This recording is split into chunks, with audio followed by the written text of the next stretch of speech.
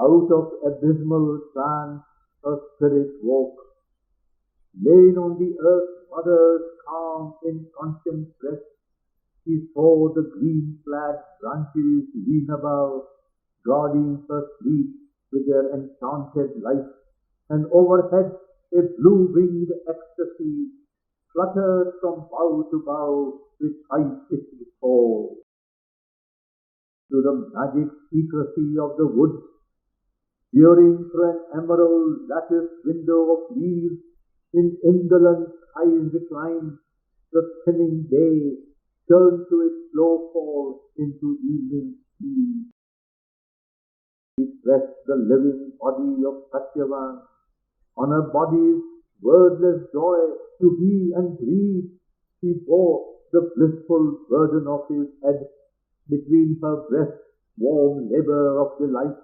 The waking gladness of her members felt the weight of heaven in his limbs, a touch summing the whole felicity of things, and all her life was conscious of his life, and all her being rejoiced and holding his. The immense remoteness of her trance had passed. Human she was once more, earth Savitri, yet felt in her illimitable change. The power dwelt in her soul, too great for earth, a bliss lived in her heart, too large for heaven, life too intense for thought, and love too boundless for earth's emotions lit her skies of mind, and spread through her deep and happy seas of soul. All that is sacred in the world drew near to her divine passivity of mood. A marvelous voice of silence breathed its thought. All things in time and space she had taken for hers. In her they moved, by her they lived and were. The whole wide world clung to her for delight, created for her rapt embrace of love. Now in her spaceless self, released from bounds, unnumbered years seemed moments long drawn out, the brilliant time flakes of eternity. Outwingings of a bird from its bright home, her earthly morns were radiant flights of joy. Boundless she was, a form of infinity, absorbed no longer by the moment's beat, her spirit the unending future felt, and lived with all the unbeginning past. Her life was a dawn's victorious opening. The past and unborn days had joined their dreams. Old vanished eves and far arriving noons hinted to her a vision of prescient hours. To pine in musing bliss she lay awhile, given to the wonder of a waking trance. Half risen then, she sent her gaze around, as if to recover old sweet trivial threads, old happy thoughts, small treasured memories, and weave them into one immortal day. Ever she held on the paradise of her breast, her lover charmed into a fathomless sleep, slain like an infant spirit unaware, lulled on the verge of two consenting worlds. But soon she leaned down over her loved to call, his mind back to her with her travelling touch on his closed eyelids.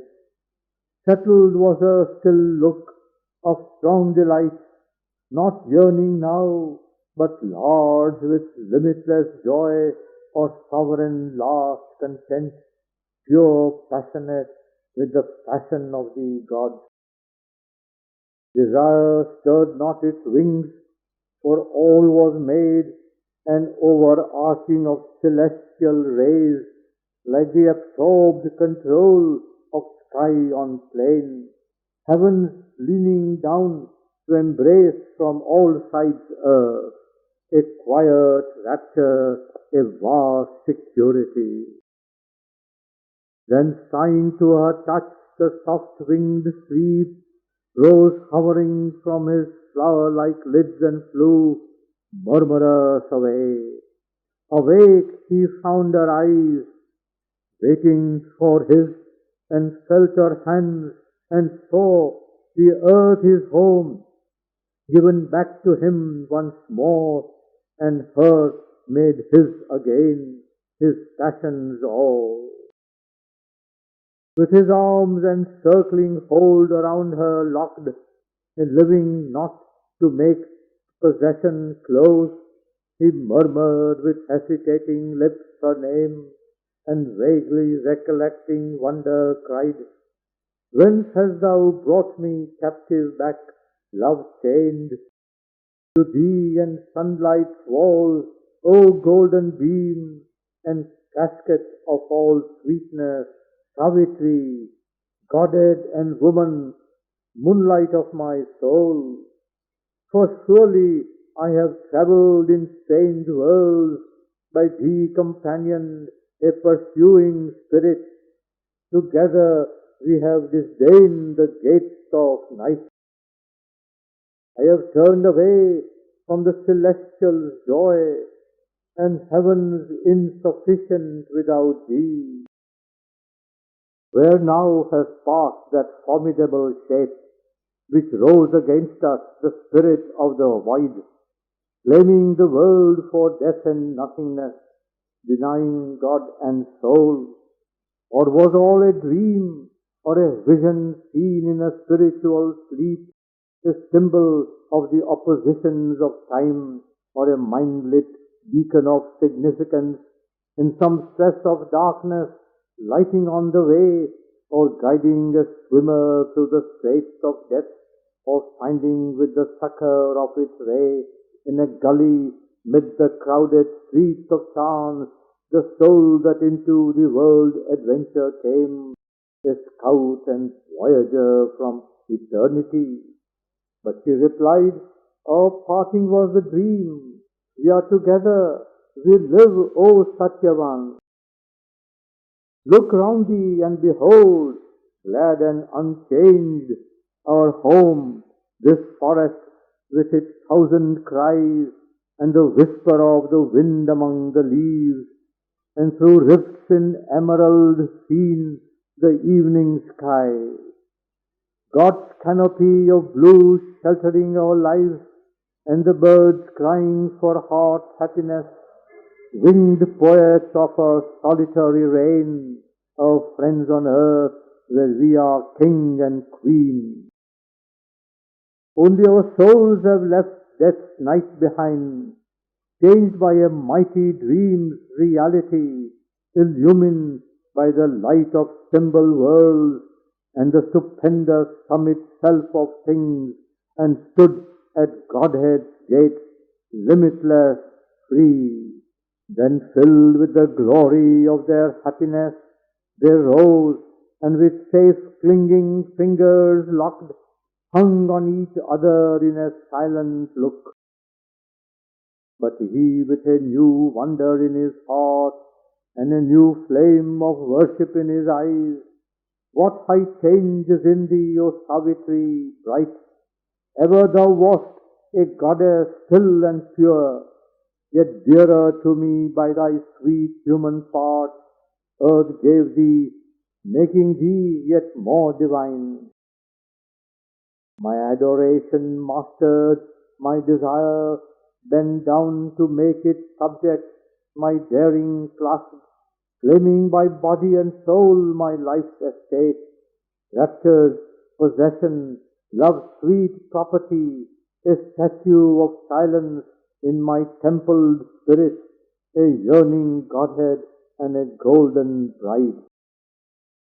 But now thou seemst almost too high and great for mortal worship.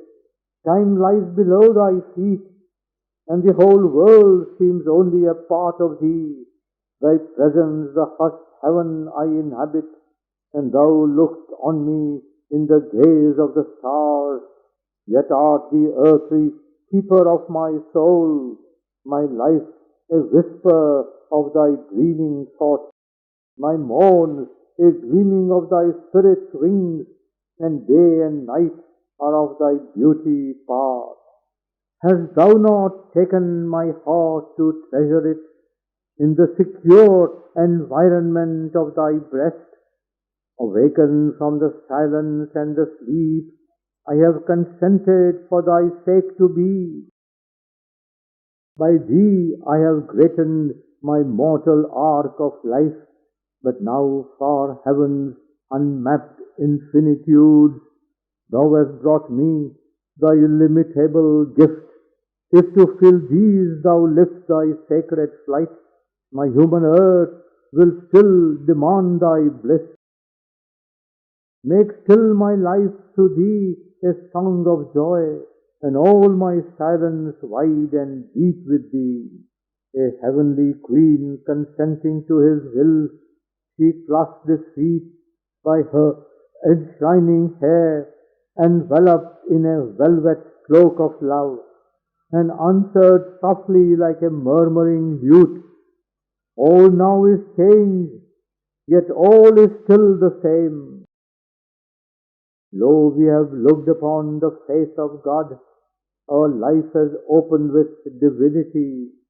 We have borne identity with the Supreme and known His meaning in our mortal lives. Our love has grown greater by that mighty touch and learned its heavenly significance. Yet nothing is lost of mortal love's delight. Heaven's touch fulfills but cancels not our earth. Our bodies need each other in the same lust. Still in our breasts repeat heavenly secret rhythm. Our human heartbeats passionately close. Still am I she who came to thee mid the murmur of sunlit leaves upon this forest verge. I am the Madran, I am Savitri. All that I was before, I am to thee still, close comrade of thy thoughts and hopes and toils, all happy contraries I would join for thee. All sweet relations marry in our life. I am thy kingdom, even as thou art mine, the sovereign and the slave of thy desire, thy proud possessor, sister of thy soul, and mother of thy wants. Thou art my world, the earth I need, the heaven my thoughts desire, the world I inhabit, and the God I adore. Thy body is my body's counterpart, whose every limb my answering limb desires, whose heart is key to all my heartbeats. This I am, and thou to me, O Satyavan. Our wedded walk through life begins anew. No gladness lost, no depth of mortal joy. Let us go through this new world that is the same, for it is given back, but it is known, a playing ground and dwelling house of God, who hides himself in bird and beast and man, sweetly to find himself again by love, by oneness. His presence leads the rhythms of life that seek for mutual joy in spite of pain. We have each other found, O Satyavan, in the great light of the discovered soul. Let us go back, for eve is in the skies. Now grief is dead, and serene bliss remains, the heart of all our days for evermore.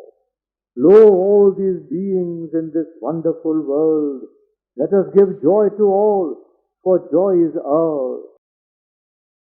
For not for ourselves alone our spirits came out of the veil of the unmanifest, out of the deep, immense, unknowable, upon the ignorant breast of dubious earth, into the ways of laboring, seeking men.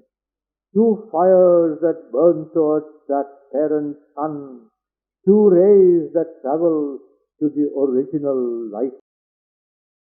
To lead man's soul toward truth and God we are born, to draw the checkered scheme of mortal life into some semblance of the immortal plan, to shape it closer to an image of God, a little nearer to the idea divine. She closed her arms about his breast and head, as if to keep him on her bosom worn forever through the journeying of the years.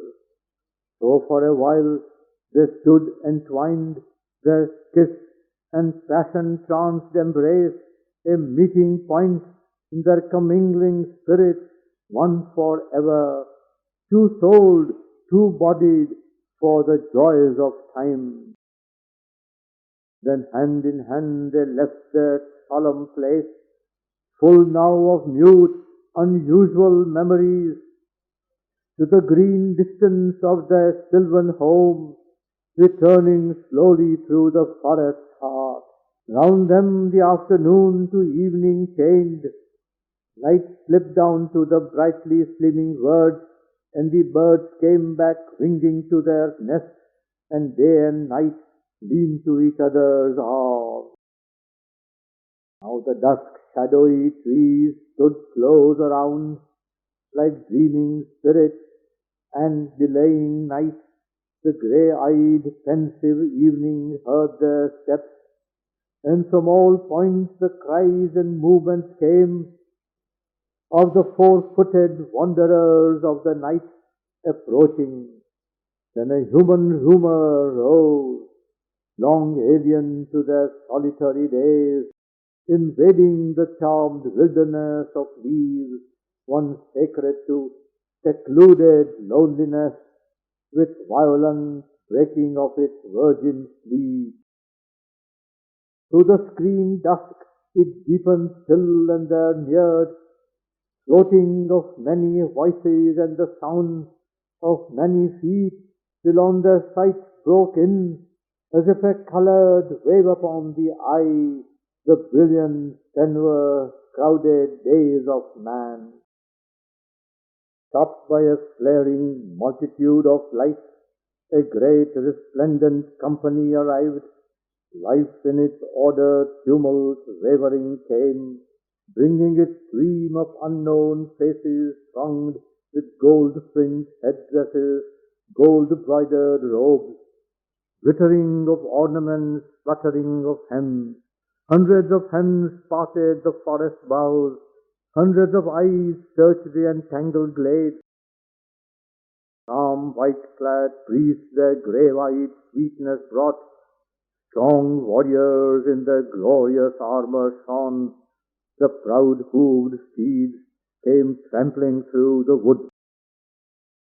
In front King Sethna walked, no more blind faltering limbs, but his far-questing eyes, restored to all their confidence in light, took seeingly this imaged outer world. Firmly he trod with monarch steps the soil. By him that queen and mother's anxious face came changed from its habitual burdened look, which in its drooping strength of tired toil had borne the fallen life of those she loved. Her patient paleness wore a pensive glow, like evening's subdued gaze of gathered light, departing which foresees sunrise her child. Thinking in quiet splendor of her sky, she lives awhile to muse upon that hope, the brilliance of her rich receding flame, a thoughtful prophecy of lyric dawn. Her eyes were first to find her children's forms, but at the vision of the beautiful twain, the air awoke, perturbed with scaling cries, and the swift parents, hurrying to their child, their cause of life, now who had given him breath, possessed him with their arms. Then tenderly cried Sethna, chiding Satyavan, the fortunate gods have looked on me today. A kingdom seeking came, and heaven's rays. But where wast thou? Thou hast tormented gladness with fear's dull shadow. O my child, my life, what danger kept thee for the darkening woods? Or how could pleasure in our ways forget that useless orbs without thee are my eyes, which only for thy sake rejoice at light? Not like thyself was this done, Savitri, who led not back thy husband to our arms, knowing with him beside me only his taste in food, and for his touch, evening and morn, I live content with my remaining days. But Satyavan replied with smiling lips, lay all on her, she is the cause of all. With her enchantments she has twined me round. Behold, at noon, leaving this house of clay, I wandered in far-off eternities, yet still a captive in her golden hand. I tread your little hillock called green earth, and in the moments of your transient sun, live glad among the busy works of men. Then all eyes turned their wondering looks where stood a deepening redder gold upon her cheeks, with lowered lids the noble lovely child, and one consenting thought moved every breast. What gleaming marvel of the earth or skies stands silently by human Satyavan to mark a brilliance in the dusk of eve? If this is she of whom the world has heard, wonder no more at any happy change. Each easy miracle of felicity of her transmuting heart the alchemy is. Then one spoke there who seemed a priest and sage, O woman's soul, what light, what power revealed, working the rapid marvels of this day, opens for us by thee a happier age. Her lashes fluttering upward, gathered in to a vision which had scanned immortal things, rejoicing human forms for their delight. They claimed for their deep childlike motherhood the life of all these souls to be her life, then falling veiled the light. Lo, she replied, awaken to the meaning of my heart, that to feel love and oneness is to live, and this the magic of our golden change is all the truth I know or seek or sage. Wondering at her and her two luminous words, westward they turn in the fast gathering night. From the entangling verges freed they came into a dimness of the sleeping earth, and travelled through her faint and slumbering plain. Murmur and movement and the tread of men broke the night's solitude. The neigh of steeds rose from that indistinct and voiceful sea of life, and all along its marchings swelled the rhyme of hooves, the chariot's homeward voice. Drawn by white manes upon a high-roofed car, in flare of the unsteady torches went, with linked hands Satyavan and Savitri, hearing a marriage march and nuptial hymn, where waited them the many-voiced human world. Numberless the stars swam on their shadowy field, describing in the gloom the ways of light. And while they skirted yet the southward verge, lost in the halo of her musing brows, night, splendid with the moon, dreaming in heaven, in silver peace, possessed her luminous reign. She brooded through her stillness on a thought, deep guarded by her mystic folds of light, and in her bosom nursed a greater dawn.